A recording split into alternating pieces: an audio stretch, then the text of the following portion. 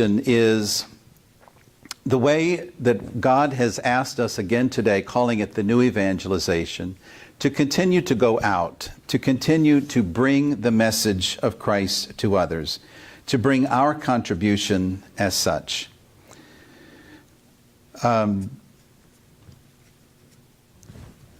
When we look at what Pope Francis speaks of in the new evangelization, who are we to evangelize? And just very quickly, he says that it must be carried out to all. But in the first place, in our ordinary pastoral ministry. So us, it's in the parish. For you, it's in your workplace. Just the people you meet, ordinary people, your friends.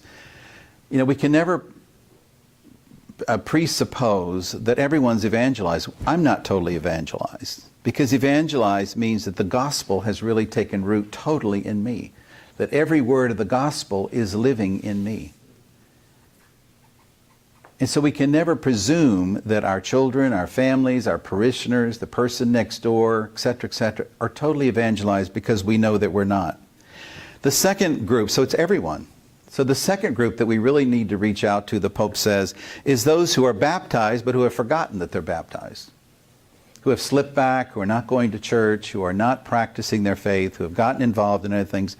Not to point out their errors, but to be with them, to accompany them, and we'll speak about that in a moment.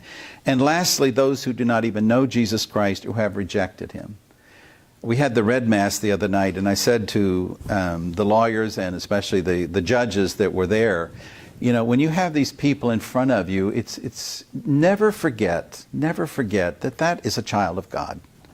I don't care what they've done, who they are, what their background is, what they look like. Never forget they're a child of God. They may have rejected Jesus or never knew him, but don't forget who they are. Because it's too often for us that we go through, even as priests, you know, in a parish, you know, people come in and out, and you go, okay, well, here's another one, and it becomes routine. Life becomes routine. But we can never forget that this person is looking for God, needs God, wants God. They may not know it, but they do. And so we have to go out to these. And this is what the Pope says.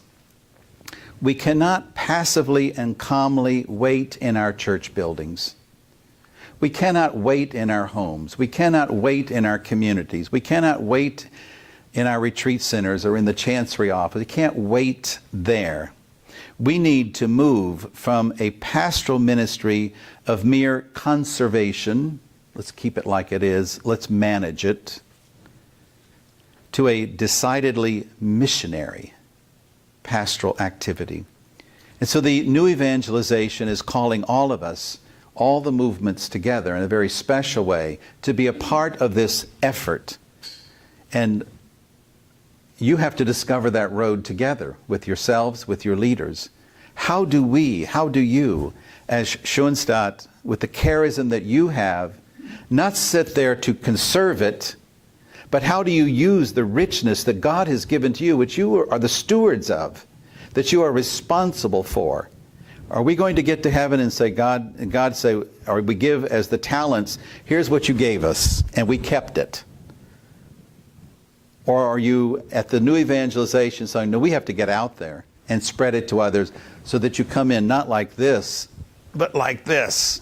Here it is. Here's your people. That's what the Pope is telling us. Move beyond yourself. You need to come together like this, to renew yourself, as I was saying, to give thanks, to have Eucharist together. But then we need to go to spread what is given to each one of us. It is not for ourselves that we live. And so if we look also at the Church's definition of herself, so I've got another. If we look at the Church's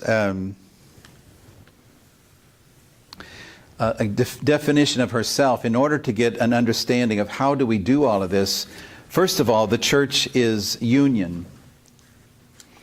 So we have to pray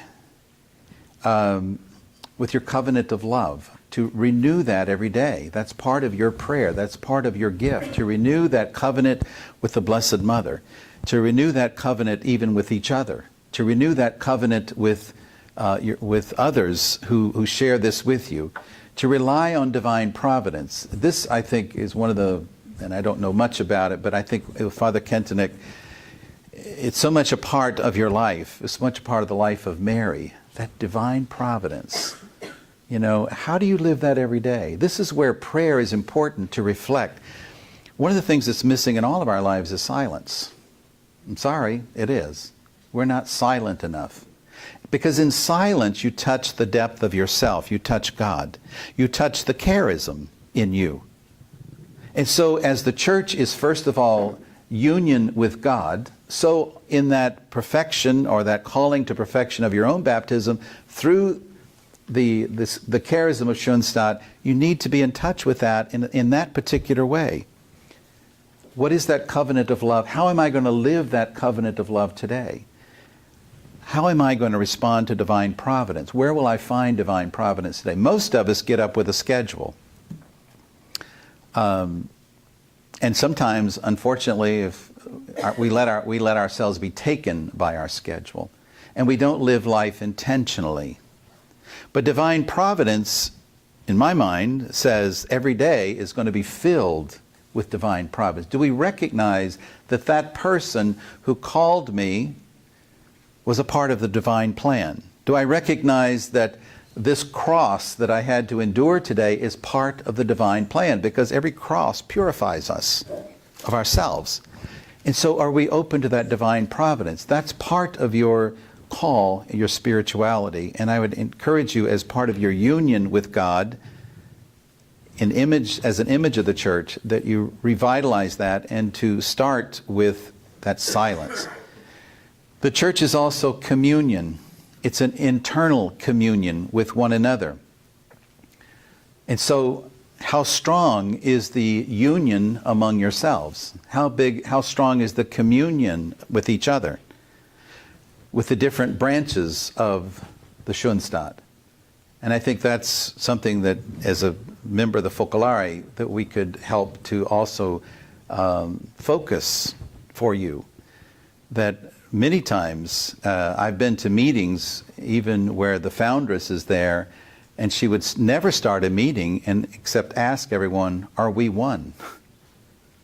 Because if there's any kind of a strife among us and your own thoughts, and I think she was so sensitive, maybe sometimes she felt that there might have been a little struggle over here or over there, and she said, we're not starting until we're one. Because Jesus said, Father, may they all be one so that the world will believe. Because otherwise, just empty words. Every meeting that she would start, and they still continue it today, of a council, which is all the expressions of the Focolare together, the question is asked, is Jesus among us through our unity? Or is there anything we need to talk about? Is there any strife? So communion, this is the church. The church is communion. And we as carriers of a charism, I think, have an extra responsibility to make sure that we reflect that in our own life and our own existence, that we are one. And then the church is mission. So union with God, communion with each other, and then mission. Now go. All three have to be there. If you think, well, I'm in union with God, so I'm going to go on a mission, and you overstep the communion, but I can't stand the people around me, well, your mission's empty. I mean, don't go. Or if you're one with God and you just stay in your little group, what about the other 99 that are out there? So all three of these dynamics, which are church, which is us, have to be operative in our own life. And I think this centennial is a time for you to help renew that. Are we one with God personally? Are we one with each other? And what is our mission? I think I need to wrap up here, so give you some time. I want to just kind of end with something, and I don't know